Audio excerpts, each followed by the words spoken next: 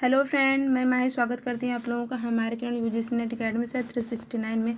तो आज का जो हमारा टॉपिक है नंद दुलारे वाजपेयी जी की आलोचना कृति को हम ट्रिक से देखेंगे। फ्रेंड्स, मैंने वही आलोचना को यहाँ पे लिया है जो कि प्रीवियस ईयर के अकॉर्डिंग थोड़ा इंपॉर्टेंट है, क्योंकि वैसे तो बहुत सारे हैं और उतना सारा हम बुक में बस देख लेंगे या फिर हम उसको लिख भी लेंगे तो हमको याद नहीं रहेगा, लेकिन हम थोड़ा ही पढ़ें लेकिन उसको हम बहुत अच्छी तरह से याद रखें। ठीक है, तो देखते हैं। सबसे पहले जो यहाँ पे है इनका ग्रंथ का नाम है जयशंकर प्रसाद, 1940 का प्रकाशन है। सबका प्रकाशन सामने में दिया हुआ है फ्रेंड्स। हिंदी साहित्य की भूमिका, प्रेमचंद भी है इनका, लेकिन इनका प्रकाशन मुझे नहीं मिला। अगर आप लोग को मिलेगा तो कमेंट में बता दीजिएगा। आधुनिक साहित्य, फिर है महाकवि सूरदास, फिर है महाकवि निराला, नई कविता कवि सुमित्रानंदन पंत, रस सिद्धांत, और इसके आगे आ जाते हैं यहाँ पे साहित्य का आधुनिक युग 1978, ये है रस सिद्धांत 1977 है फ्रेंड्स। यहाँ पे है आधुनिक साहित्य सृजन और समीक्षा 1978, रीति और शैली 1979, फिर यहाँ पे नया साहित्य नए प्रश्न। ठीक है, इसकी हम ट्रिक यहाँ पे मैंने क्रम से बताया है फ्रेंड्स, इसको आप लोग जरूर नोट डाउन कर लीजिएगा। इतना बहुत ही ज़्यादा इंपॉर्टेंट है, और भी आपको मिल जाएंगे, लेकिन मतलब बहुत ज़्यादा लिख के ही क्या कीजिएगा, आप उन्हीं को पढ़िए जो बहुत ज़्यादा इम्पॉर्टेंट है और उन्हीं से क्वेश्चंस बनते भी हैं, क्योंकि आप लोग सिलेबस को भी देखे होंगे। यहाँ पे वहाँ पे भी स्पष्ट रूप से दिए हुए हैं महत्वपूर्ण रचनाएं। ठीक है, तो यहाँ पे देखते हैं इसका ट्रिक जो है। ट्रिक का मैंने कुछ नाम दिया है कि नंद के रचना लिखवाने की कहानी। नंद किस प्रकार से रचना को लिखवा रहे हैं। यहाँ पे नंद से कहने का तात्पर्य है हमारा फ्रेंड्स नंद दुलारे वाजपेयी जी। ठीक है, यहाँ पे भी नंद ने जयशंकर प्रसाद, मैं पहले एक बार पढ़ देती हूँ और फिर उसके बाद मैं यहाँ पे बताने का कोशिश करूँगी कि किससे क्या होगा। ठीक है, तो नंद ने जयशंकर प्रसाद को हिंदी साहित्य की 20वीं सदी लिखने को कहा, प्रेमचंद को आधुनिक साहित्य लिखने को कहा, महाकवि सूरदास और महाकवि निराला को गुस्सा आ गया।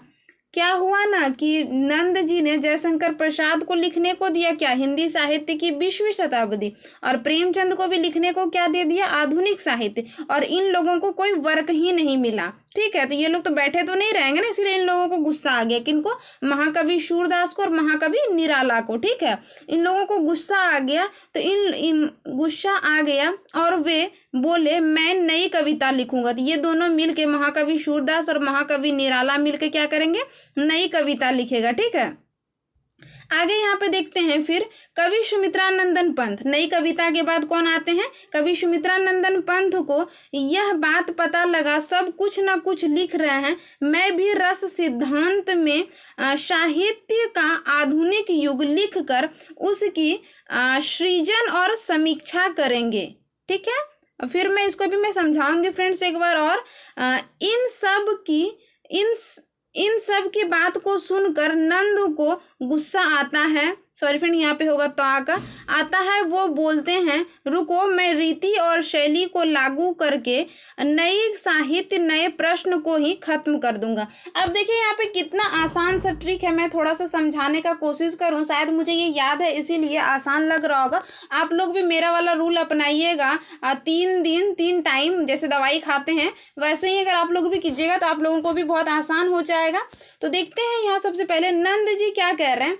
नंद जो है ना जयशंकर प्रसाद को बोल रहे हैं कि आपको, इन्होंने यहाँ पे मैंने ट्रिक में भी यही लिखा है कि नंद के रचना लिखवाने की कहानी, ये रचना लिखवा रहे हैं एक तरह से। ठीक है, इनकी रचना को मैंने ये नाम दिया है। ठीक है, तो नंद ने जयशंकर प्रसाद को हिंदी साहित्य की 20वीं सदी लिखने को कहा। नंद दुलारे वाजपेयी जी ने जो है जयशंकर प्रसाद को एक काम दिया कि आप जाइए और हिंदी साहित्य की 20वीं सदी लिखिए। ठीक है, उसके बाद प्रेमचंद को और यहाँ पे है और प्रेमचंद को आधुनिक साहित्य, और प्रेमचंद को क्या कहा, आधुनिक साहित्य। इनकी रचना है ना, अभी मैंने ऊपर दिखाया 1950 में, आप लोग उनको लिखे होंगे तो उनसे भी आप लोग मिला सकते हैं। ठीक है, तो प्रेमचंद को क्या कहा कि आधुनिक साहित्य लिखने को कहा।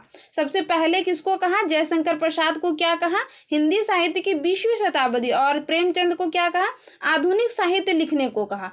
यहाँ तक तो ये हमारा एक सेंटेंस हो गया। तो ये बात किसको पता चल गया? महाकवि सूरदास और महाकवि निराला, दोनों महाकवि को। और जब इन दोनों को गुस्सा आया कि मुझे तो कोई वर्क नहीं मिला, तो इसीलिए इन लोगों को गुस्सा आया। जब इन लोगों को गुस्सा आया तो इन लोगों ने क्या किया? इन लोगों ने बोला कि वो बोले मैं नई कविता लिखूंगा। तो नई कविता आ जाता है, मैं नई कविता लिखूंगा। कौन नई कविता लिखेंगे? तो सूरदास जी और निराला जी मिलकर क्या लिखेंगे? नई कविता लिखेंगे। और पहले क्या दिया था लिखने के लिए? तो वो अभी आप लोगों को मैंने यहाँ पे बताया। इन लोगों को क्या दिया था? हिंदी साहित्य की 20वीं शताब्दी, और प्रेमचंद को क्या दिया था? आधुनिक साहित्य। और सूरदास और निराला जी मिलकर क्या लिख रहे हैं? नई कविता लिख रहे हैं, ठीक है। और ये बात किसको पता चली? ये बात जो है कवि सुमित्रानंदन पंत को पता लग गई। ये सुमित्रानंदन पंत को ये बात पता लगी तो वो क्या बोल रहे हैं कि सब कुछ ना कुछ लिख रहे हैं, मुझे भी कुछ लिखना चाहिए। तो ये क्या लिखेंगे? ये रस सिद्धांत लिख रहे हैं, ठीक है। रस सिद्धांत एक रचना आ जाता है, ये रस सिद्धांत लिख रहे हैं। रस सिद्धांत में साहित्य का आधुनिक युग, यहां से ये याद रख लीजिए कि ये रस सिद्धांत में क्या कर रहे हैं? आधुनिक युग लिख रहे हैं, ठीक है।